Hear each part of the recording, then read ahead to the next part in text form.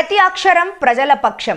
HR9 news టీవీకి స్వాగతం సుస్వాగతం. శ్రీ సత్యసాయి జిల్లా హిందూపురం ప్రముఖ వ్యాపారవేత్త కాంగ్రెస్ సీనియర్ నాయకుడు MH ఇనాయతుల్లా తన నివాసంలో పత్రికా సమావేశం ఏర్పాటు చేశారు. ఈ సందర్భంగా ఇనాయతుల్లా మాట్లాడుతూ జాతీయ కాంగ్రెస్ పార్టీ 2014లో కష్టకాలంలో ఉన్నప్పుడు తాను ధైర్యం చేసి హిందూపురం అసెంబ్లీ అభ్యర్థిగా పోటీ చేశానని, రాష్ట్రంలో ఎక్కడ లేని విధంగా తనకు 8,000 పై చీరకు ఓట్లు వచ్చాయని, 2024 సార్వత్రిక ఎన్నికలు కాంగ్రెస్ పార్టీ తరపున హిందూపురం అసెంబ్లీ నియోజకవర్గంలో పోటీ చేసేందుకు తాను సిద్ధంగా ఉన్నానని, AICC మెంబర్ ఎన్ రఘువీరారెడ్డితో సైతం నేను పోటీలో ఉండబోతున్నానని వివరించడం జరిగింది. రఘువీరారెడ్డి సైతం సానుకూలంగా స్పందించి సర్వేల ఆధారంగా టికెట్ ఇస్తామన్నారు. అనూహ్యంగా హిందూపురం అసెంబ్లీ అభ్యర్థి ఇతరులకు కేటాయించినట్లు వస్తున్న వార్తలను ఖండించారు. కాంగ్రెస్ పార్టీ కోసం తాను ఎంతో కష్టపడ్డానని, మైనారిటీ సోదరులు, హిందూ సోదరులు తనను కాంగ్రెస్ పార్టీలోనే ఉండాలని చెప్పడం జరిగిందన్నారు. కాంగ్రెస్ పార్టీ పెద్దలు మరొకసారి ఆలోచించి సర్వేల ఆధారంగా తనకు సీటు కేటాయించాలని డిమాండ్ చేశారు. కాంగ్రెస్ పార్టీ తనకు సీటు కేటాయించని పక్షంలో మైనారిటీ పెద్దలతో, హిందూ మతస్థులతో సమావేశమయ్యాక తన తదుపరి రాజకీయ కార్యాచరణ ప్రకటిస్తామన్నారు.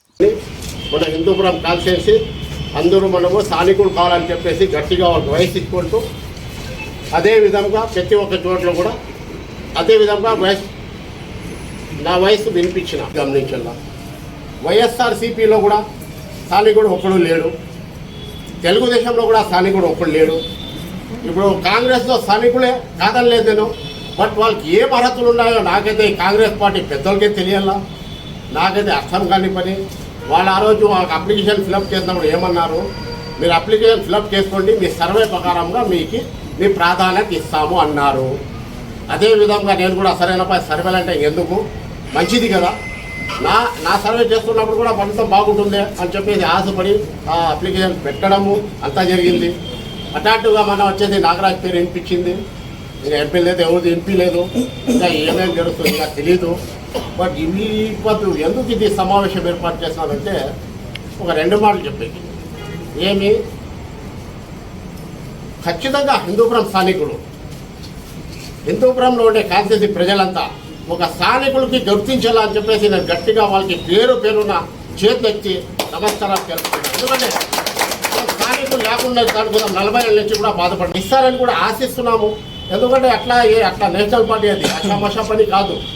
లేకపోతే 2014లో కూడా నేను పోటీ చేసింది ఎందుకంటే నేషనల్ పార్టీ నమ్మాయి భవిష్యత్తులో మాకు గుర్తింపు ఉంటుంది, ప్రాధాన్యత ఇస్తారు వీళ్ళు అని చెప్పేసి నేను పోటీ చేశానే. కానీ ఈ పొద్దు కూడా 90% మా ముస్లిమ్స్ ఇండిపెండెంట్ అంటారు అన్నా కూడా, అయినా కూడా లేదప్ప ఉండలేప్ప కాంగ్రెస్ పోదాము, నేషనల్ పార్టీ ఇది మాకు ద్రోహం చేయదు అని చెప్పి నేను పోయినది మాతో వాస్తవము. ఇప్పుడు కూడా గుర్తిస్తారని ఒక ఆశ అయితే ఉంది. అయినా ఇట్లా చిల్లర రాజకీయాలు అయితే నాకైతే అర్థం కాని పరిస్థితి.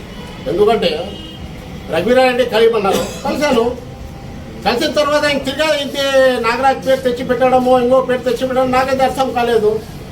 ఎందుకంటే ఇన్ని దేళ్ళ నుంచి ఆయనకే సొంతం కాదు పార్టీ, ప్రతి ఒక్కరికి సొంతం పార్టీని.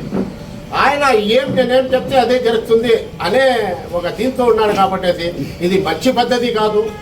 జర్మిలం కానీ హైకమాండ్ కానీ గుర్తించి సరైన ప్రాధాన్యత ప్రతి ఒక్క కాన్స్టిట్యూన్సీకి ఇవ్వాలని నేను